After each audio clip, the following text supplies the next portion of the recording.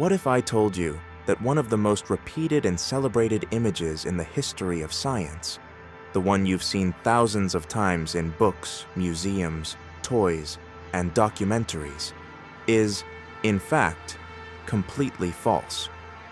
A lie so profoundly embedded in our collective imagination that even today, millions of people still firmly believe in the existence of creatures that simply never set foot, or rather, swam, in our prehistoric oceans.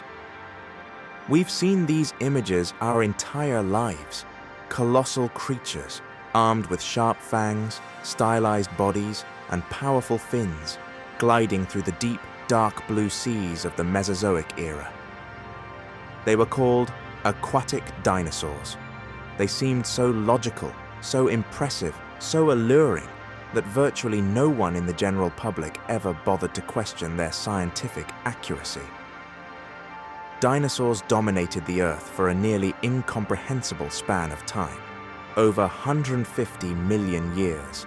They walked, ran, flew, hunted, migrated across every terrestrial corner, transformed into an astonishing array of biological forms, and multiplied exponentially.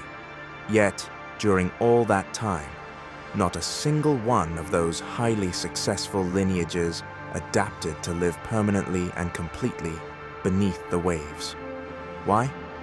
Why did such an adaptable, diverse, successful, and powerful group, capable of conquering the skies and the continents, never manage to conquer or even attempt to invade the ocean?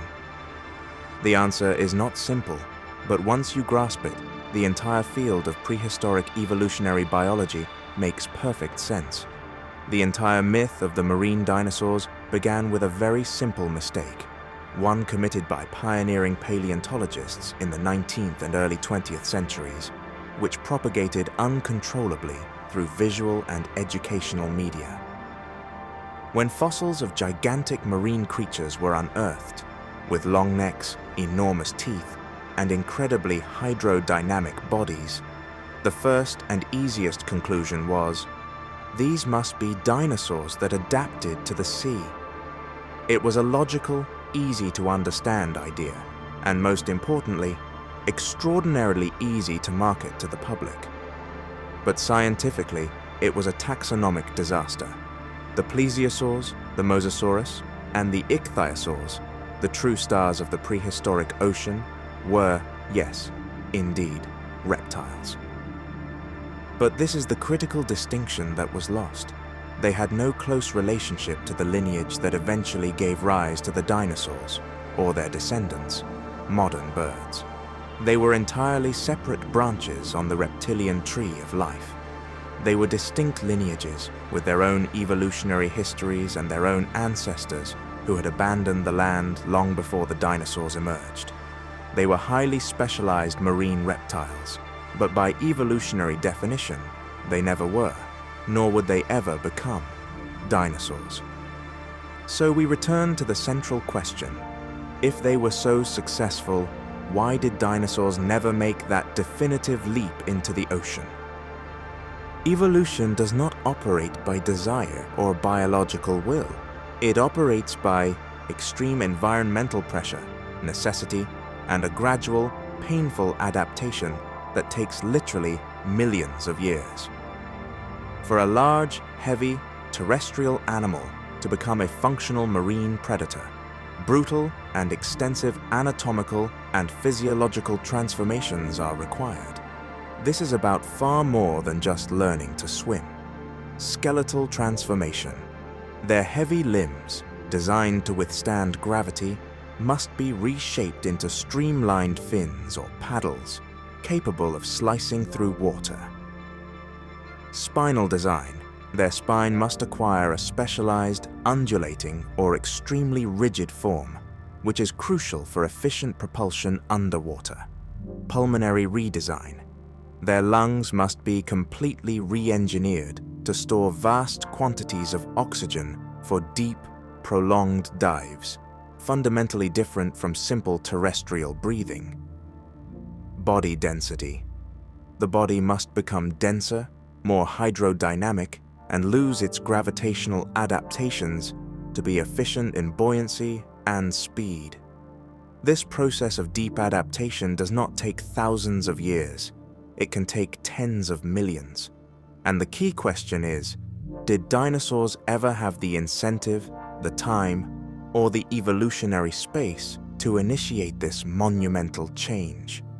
The biological answer is a clear and definitive no. In the first few million years of the terrestrial dinosaurs' existence, the oceans were already fully occupied, not by newcomers, but by deeply adapted and extraordinarily efficient animals. These creatures, the mosasaurs, ichthyosaurs, and plesiosaurs, had been evolving as marine predators for much longer than the dinosaurs had even been walking on land. They were perfect specialists in their environment. Imagine the oceans of the Mesozoic era as an ecological stage already overflowing with dominant predators. While the dinosaurs began to consolidate their reign on land, the sea was ruled by true killing machines. Ichthyosaurs, which swam with the speed and grace of a modern dolphin, yet the durability of a battleship. Plesiosaurs, with their impossible necks and fin movements that mimicked wings underwater, capable of attacking from any angle. And finally, the Mosasaurus, the genuine tyrants of the sea, capable of tearing apart entire prey with their devastating jaws. And here lies the cornerstone of evolution. Nature, when it finds something that works perfectly, does not change it unless it is forced to do so. Evolution does not duplicate effort or waste energy. If an ecological niche, such as that of a marine apex predator, is already completely optimized and saturated by one group of animals, a second group simply will not evolve towards that same niche. Dinosaurs did not need to become marine animals. The ocean was already taken by perfect and extraordinarily efficient specialists. As long as those marine predators continued to dominate and thrive, the dinosaurs would never have an evolutionary reason to abandon the land, where they held the advantage and found empty niches. The true history of the prehistoric ocean is far wilder than any myth. The Mosasaurus, often confused with an aquatic T-Rex, was a scaly reptile, biologically much closer to a giant monitor lizard than to any dinosaur. They were ambush predators that used their powerful tails for propulsion and their scaly skin to glide through the water. Their dominance was undeniable towards the end of the Cretaceous. The plesiosaur was a biological case study in itself.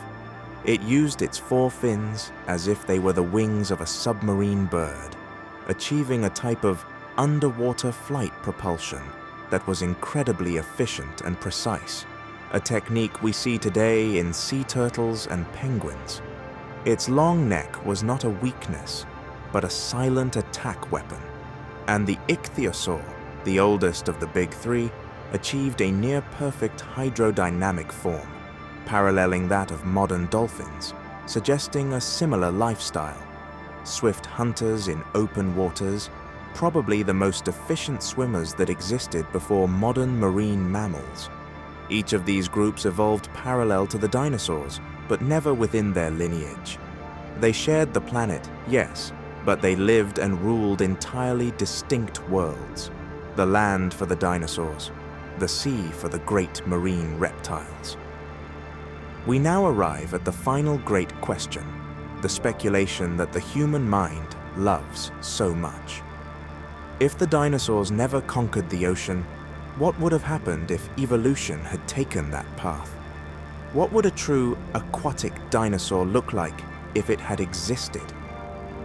Imagine a creature the size of a whale with the head of a terrestrial predator, like the pteropods, but the radically streamlined body of a deep-sea swimmer. A beast with powerful fins, a tail as flexible as a whip, and a skeleton adapted for undulating movements, having lost the ability to properly support itself on dry land. an air breather capable of diving for long minutes, perhaps possessing warm blood and modified plumage for thermal insulation, a biological inheritance from its terrestrial cousins. It is a fascinating monster, a spectacular biological design, but one that is impossible. It never existed, and the reason is clear.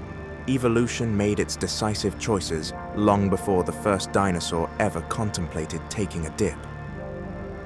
The ocean had its own kings, specialized, optimized, and having spent millions of years perfecting their craft. And the dry land had the dinosaurs, who perfected the art of terrestrial life.